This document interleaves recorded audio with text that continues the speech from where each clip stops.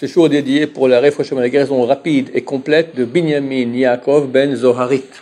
La question de Nathan.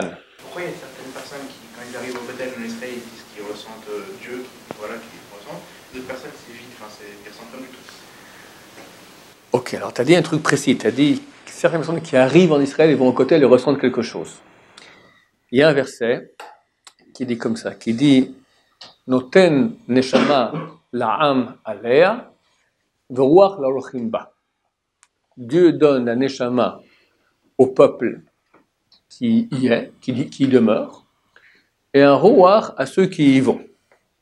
De là, déduit Rabbeinu Hari, Rabbi Yitzhak Luria Ashkenazi, l'auteur de toute la Kabbalah, il dit comme ça, chaque être humain, juif, où qu'il soit, quel qu'il soit, a au moins le niveau qu'on appelle nefesh. Niveau spirituel. Maintenant, on peut avoir un nefesh haut, un nefesh bas, mais c'est que nefesh. C'est une certaine catégorie. Là-dedans, on peut être bas, on peut être haut, on peut être très haut, mais toujours dans le nefesh. Celui qui habite la terre d'Israël, dit le verset, Noten neshama la'am alea, il donne neshama à ceux qui habitent sur cette terre. Ça, c'est le plus haut niveau qu'il peut y avoir, neshama. Par rapport à nefesh, c'est des milliers de millions de, je ne sais pas combien, mais beaucoup, beaucoup plus haut. Là aussi, tu as des très grandes neshamot, des petites neshamot, mais une petite neshama par rapport à un grand nefesh, ça n'a rien à voir. C'est comme un singe avec un être humain. Tu as le meilleur des singes et le plus bas des êtres humains, mais bon, c'est un être humain, c'est un singe. Et tu as un niveau intermédiaire, c'est ceux qui n'ont jamais mis les pieds en Israël de leur vie, ils ont que nefesh. Ceux qui sont arrivés en Israël au moins une fois, ils ont visité Israël, noten ruach la'olochim ba, ils donnent le ruach à ceux qui y vont. Ceux qui y vont, ils font un petit tour comme ça, touristique, hop, ils repartent. Alors eux, ils reçoivent le ruach. Ceux qui décident d'habiter Israël reçoivent la neshama.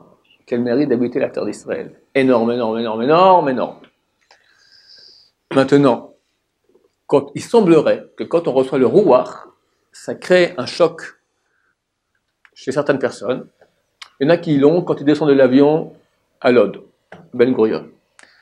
Beaucoup l'ont quand ils arrivent face au Kotel. Le ruach qui rentre, boum, on appelle ça, au niveau médical, on appelle ça le syndrome de Jérusalem.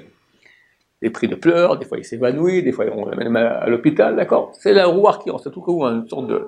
Ce que toi tu as dit maintenant, des gens disent j'ai vu Dieu. C'est pas t'as vu Dieu, t'as reçu un grand éclairage divin. C'est vrai que c'est quand la ruach elle rentre, on a toujours une prise de conscience d'Hachem, là, on ressent des choses on peut ressentir des choses très très fortes. Idem pour la neshama. Alors ça c'est quand on vient pour la première fois au kotel. Après quand quelqu'un revient, ça dépend. Il y a des gens plus sensibles au kotel, qui sont moins sensibles au kotel. Est-ce qu'il y a un avantage à prier au kotel ou pas? D'abord, il y a un compromis, c'est que pour arriver à kotel, il faut traverser feu et eau, d'accord? Tu as toutes sortes de touristes, toutes sortes de trucs, toutes sortes de... Voilà, pour les yeux, pour les hommes en tout cas, ça peut être extrêmement compromettant. Ta prière, pour y arriver, elle est malheureuse. Alors, il est écrit que la Shrina n'a jamais bougé du kotel. C'est marqué comme ça dans le Midrash. C'est marqué que Dieu a juré. C'est un Midrash qui a été écrit il y a au moins 1800 ans. Midrash Rabbah. Kohelet Rabbah. Shir HaShirim Rabbah. Il est écrit là-bas, Dieu a juré que jamais le mur occidental serait détruit. Il y a 1800 ans. En attendant, Jérusalem a été conquis au moins 15 fois. Les Mameluks, les Turcs, les islamistes, les croisés, les Jordaniens, les Israéliens dans l'autre sens, d'accord? Jamais été détruit. C'est très beau. Prophétie réalisée. En tout cas, il est écrit que la Shrina se trouve dans le kotel. Donc, il y a un avis, c'est le Ben Ishraï, qui écrit dans son livre Od Yosefraï, que prier au kotel, ça a un impact plus grand parce que tu es plus proche de la Shrina. Je vais poser la question à l'époque au Rabbi Sana Bashaoul qui m'a dit il n'y a aucune différence entre prier au kotel et prier chez soi à la maison. Ou disons dans une synagogue, parce qu'il y en a qui disent qu'il y a une sainteté de synagogue à l'endroit du kotel. D'accord? Donc la prière à la synagogue est mieux reçue que chez soi à la maison. Et la logique des choses est la suivante. Bien qu'il y ait la shrina au kotel, la shrina, elle n'est pas sensible à la distance physique. C'est pas parce que tu pries à 2 mètres de la shrina qu'elle entend mieux que quand tu es à 20 mètres ou à 200 mètres ou à 200 000 km. Enfin, 200 000 km, c'est hors de la Terre. À 20 000 km, d'accord? Elle entend très bien. L'essentiel est que ce soit sincère. Donc, marloquette, divergence d'opinion, est-ce que c'est mieux de prier au kotel ou pas? Il y a des gens qui sont plus sensibles au kotel, il y en a qui sont beaucoup moins sensibles. Moi, personnellement, je ne suis pas trop sensible au kotel, j'aimerais bien pouvoir être plus sensible. Mes filles, elles vont, pour un oui, pour un non, c'est leur sortie, elles vont au kotel, d'accord? Elles aiment bien. Moi, parce que par contre, tu m'amènes à Rabbi Shimon Bar Yochai et à Méron, je décolle. Il y a des gens, c'est marqué d'ailleurs, il y a 2 endroits dans le monde où les prières sont le mieux reçues, d'après cet avis-là, au kotel, et à Méron, certain de Rabbi Shimon Bar Yochai.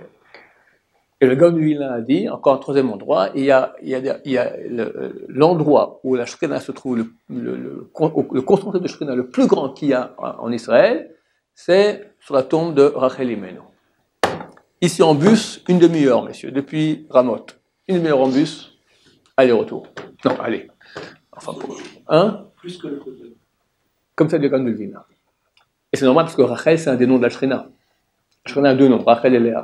Donc où elle est enterrée, là-bas, c'est certain qu'il y a là-bas un grand... Tant que bientôt la Shrina revienne à Yerushalayim, quand le temple sera reconstruit, on va tous voir la Shrina. J'ai déjà raconté qu'il y a un sacrifice qui s'appelle Korban Re'iyah, qu'on amène les 3 fêtes de pèlerinage. On amène un sacrifice qui s'appelle le Korban de la vue, parce qu'on voit Dieu.